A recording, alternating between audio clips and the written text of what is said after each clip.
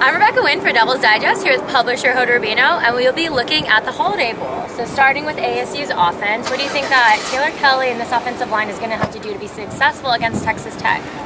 Arizona State is facing a Texas Tech defense that has been very shaky in their 5-game losing streak.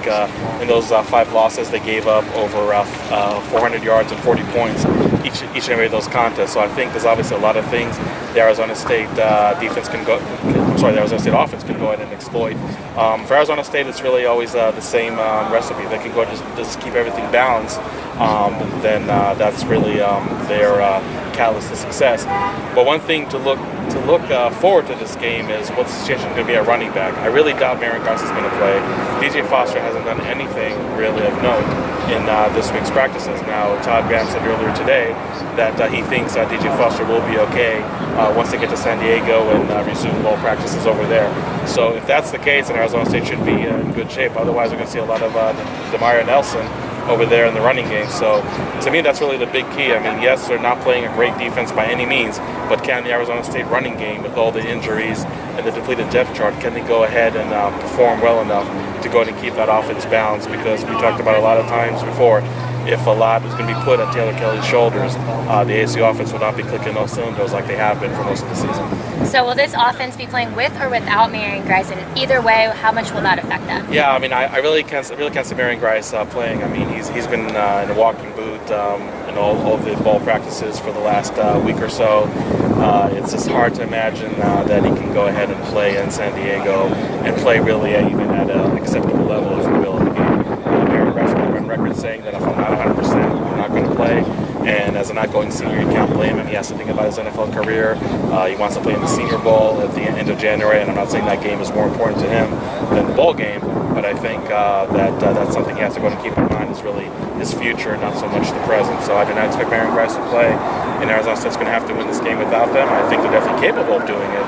But again, going back to my earlier answer, it really depends how much of DJ Foster you're going to get in this game, how healthy he's going to be. And again, Demario Nelson probably getting more carries in that bowl game than he has the entire season. How does he go and handle that increased workload? That's going to be a huge factor in Arizona State's offense in the bowl game. Texas Tech ranks in the bottom of their division, allowing 33 sacks. So what will the Sun Devils need to do to get in there, and how much will the defense be productive in this game? I really expect the defense to be very productive because, like you said, they're not facing a strong offensive line by any means. And even if you take that factor out of the equation, the Arizona State defense, especially the front four, has been playing excellent. I mean, for the last few days, every time we turn on our computer, we see that Will Sutton's getting another accolade. Carl Bradford had an unbelievable season, I thought. Then you have the complement to those two players, Devon Coleman and Gannon Conaway. This defensive line is going to go down as one of the best Arizona State has had in the last 20, 30 years easily. And this defensive line really should have a heyday, I believe, against the Texas Tech offensive line, which has not played all that well. And I wonder if this is maybe some kind of intimidation factor by Texas Tech when they see very formidable defensive linemen lining up on the other side of the ball. This special teams has been up and down all season and didn't do that well against Stanford. So what do you expect from them? A lot of people will be looking for a lot of different things in this ball game. Believe it or not, that's probably the number one thing I'm looking at. Can the special teams finally turn the corner and play a good game? And yes, we'd like to have it happen earlier in the season, because I think in all 3 losses, special teams were huge in a negative way, obviously. I'd like to see the special teams from top to bottom, punting, kicking, punt return, kick return, coverage teams. I'd like them to go and play a complete game, to go ahead and just play at a higher level than they have all season long, because a lot of the players on these special teams units are not outgoing seniors. These are guys we're going to see next year. These are guys that in spring practice are going to go ahead and build on the momentum, which hopefully this ball game is going to go ahead and generate. And I think you want to go in and see some kind of silver lining going into next year. I mean, there's a lot of time to talk about 2014, but if you go ahead and just forecast right now, to me, special teams might be even a bigger concern than the defense right now in 2014, because you just don't know what you're getting in this group. And like I said, a lot of returning players are coming back.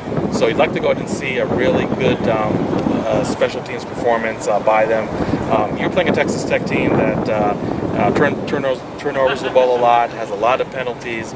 But if they're going to go win the special teams battle, that can go ahead and negate a a lot of those deficiencies I just mentioned. So yeah, special teams really has to go in and play huge. Whether they will or not, it's anybody's guess. But you kind of hope that maybe that long break between the Pac-12 championship game and the bowl game let them all just collect themselves and just be poised to play much better. These two teams are coming from very different paths. Texas Tech started very strong and has lost their last 5 games. With that in mind, what is your prediction for this game? Yeah, I definitely think Texas Tech definitely doesn't have the swag and the confidence that Arizona State has right now. And even though Arizona State lost its last game, I mean, when you go 10-3, you obviously have a high level of confidence going into this game. And Texas Tech is definitely backing into this ball game, losing 5 in a row. And I know a lot of people were upset that Arizona State is even playing such a caliber team that lost 5 games in a row. So I think Arizona State definitely has the advantage on defense. Texas Tech can pose some problems with their explosive offense, but I really think that when Arizona State played those teams like Texas Tech earlier in the year, and obviously you have to point to Washington State because the Mike Leach effect is still very much at Texas Tech, and I think Arizona State can draw a lot from their game plan against Washington State and apply it to Texas Tech. I think Arizona State should come on top, and I predict a score of 44-28 Arizona State. Okay. And again, with publisher Rabino, I'm Rebecca Winn for Devil's Digest.